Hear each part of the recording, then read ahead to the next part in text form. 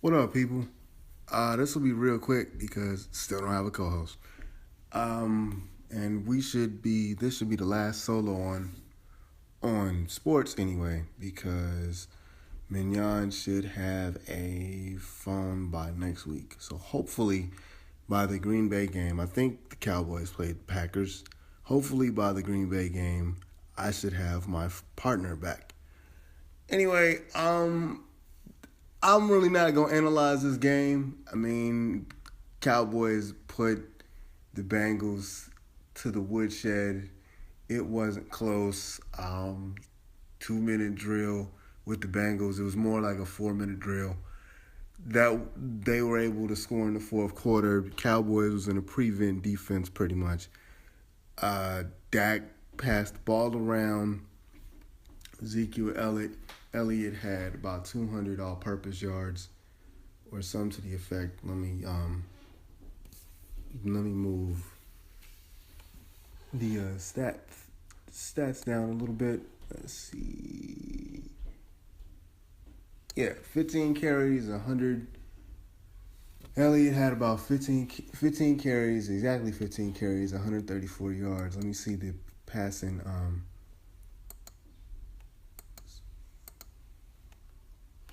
Let me see. It's not letting me pull up his reception. Anyway, he had a reception which led him to over 200 all-purpose yards. Andy Dalton threw for 269 yards, 2 touchdowns. It didn't matter. It was a beating. It was 28-0 in the third quarter. It really wasn't a deal. It really wasn't a game. What I do want to ask though is Romo done? Is he done? Is the era over? Do the Cowboys just play Dak the rest of the way? And actually, Mignon put on his Facebook on the Rant Sport and Fitness page the same question. Is Tony Romo done? Do you play Tony Romo when he comes back? Right now, there's still no target date. Right now, he isn't practicing. Right now, they don't know when he's coming back. They're eyeing mid-season. But really, do you put him back out there? You know, like everybody's clicking well. To me, quite honestly, the coaching is a lot better. It's just better. Coaching is a lot better. The offense runs a lot smoother. They're running the ball, and it's not like it's not like in the place of passing. Like it's more of a balanced offense. It's not like you're pounding the ball and no one can throw. And he's still, as I'm watching the Ezekiel Elliott 60-yard run highlight, there's no reason to put Romo back in there this season at all. I mean, I would honestly take Tom and have him come in even if he's healthy, have him come in as a backup because the offense is clicking so well, and then see what happens next year. Let Dak lose that job. Really, I mean, he's playing well. I'm not saying he won the job. He played in relief, but let Dak lose that job. And right now, with the way they're actually calling games and how efficient he is, he's not gonna lose the job. Now, what does that mean for Romo? I don't know. I don't know if he's gonna retire a Cowboy, if he's gonna be cool with a backup. Is Jerry gonna be cool paying him the money that they're paying him to sit on the bench? Or, here's a thought, do you trade Tony Romo in the offseason? If you sit him for the rest of the season and let Dak play the season out, and then you have Mark Sanchez as the backup and you draft another QB maybe or you get a free agent or something, do you trade Tony Romo? Do you get like maybe a third round pick for him or, a mid round pick or something like that? I don't know. I'm just thinking out loud because I honestly don't think that Tony Romo should play again as a Cowboy. I don't. I I like Tony Romo. I'm not saying he's a bad quarterback, but I always say, and Cowboy fans get on me about this, but I always say that Tony Romo and Jay Cutler are the same type of quarterback. They got all the talent in the world, but they can't put it all together to lead you to a Super Bowl, which is the goal. Now, in Tony's defense, he's been injured often. Also, the reason why I won't put him in the Cutler category, which I call bum with an arm. Jay Cutler is a bum with an arm. The reason why I won't put Tony in that category is twofold. One, I've seen him take a bunch of average to below average receivers, and they were competitive. And the offense was competitive, and at least it was interesting to watch.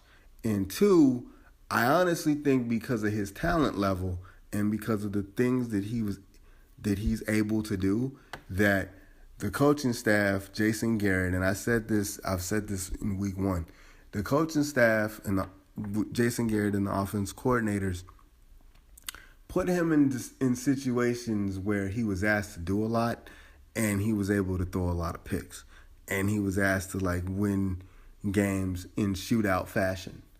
So while I don't put him in the category as a bum with an arm, and I bring up Jay Cutler because they're going through the same situation in Chicago, but different. Brian Hoyer, even though they lost today against the Colts, Brian Hoyer won that job. Now, the difference between Dallas and Chicago as far as team-wise, Chicago is basic. That's a bad team, and they're rebuilding, and they're trying to figure out what they have. We've seen what Jay Cutler can do. Jay Cutler's a bum with an arm. Jay Cutler has all the talent in the world. He throws picks. Brian Hoyer is not the future. But if the goal is to win as many games as you can and to see what you have, there's no reason to put Jay Cutler in to put Jay Cutler back in the game when he's healthy. If you're the Cowboys, you're 4-1. You go up against Green Bay next week. If you beat Green Bay, you'll be 5-1. It's basically your division. It's basically you and the Eagles division. I don't trust Kirk Cousins to not do anything stupid because he's dangerously close to bum with an arm category in the Romo standpoint, meaning his coaching staff is going to put him in a situation where he's going to be asked to do a lot, and he's going to throw picks, and he's going to do stupid things as a quarterback. It's basically you and Philly's division. So why mess with the apple cart here? Why decide, hey, midway through the season, despite the offense clicking, why decide to put Tony Romo back in there? I mean, if you make it to the playoffs with Dak, let him play in the playoffs and let him get that experience. He's the future. You're not going to get another quarterback. Tony's 37? He's the future. That's your future. Fourth round pick or not, scaled down offense or not. He's shown enough to me, at least, that he's not an idiot. Let him figure it out. And then if he gets hurt or if something happens, you have a luxury this season as Romo is being a backup now. Or you have a luxury during the offseason to see what you can get for him. And I know Cowboy fans, it's going to be hard to see Romo in another uniform. But he'll be a Cowboy. Jerry will make sure he retires in the Ring of Honor. So, I don't know. I just think the coaching staff is coaching better with Dax. I also think he plays within himself. He doesn't really do a lot. That fumble really wasn't his fault. There was a wide receiver wide open, and he was waiting for it to get a clear shot. But I just think the team is better with him. And there's no reason to bring Romo back when they're doing so well. And the defense is doing so well. And Ezekiel Elliott has figured out in space and in pounding the ball. Ezekiel Elliott is figuring out how to run to the point where he's reliable. He's a reliable runner now. To the point that you're not going to see McFadden and you're barely going to see Morris this season. They're going to run that kid into the ground. And that's a good thing with this offense. So anyway, hopefully I should have a co-host next week with the Green Bay game, even if it's only by phone. Anyway, Pushing While Black out with Pushing While Black Sports and this Cowboys vlog. Later.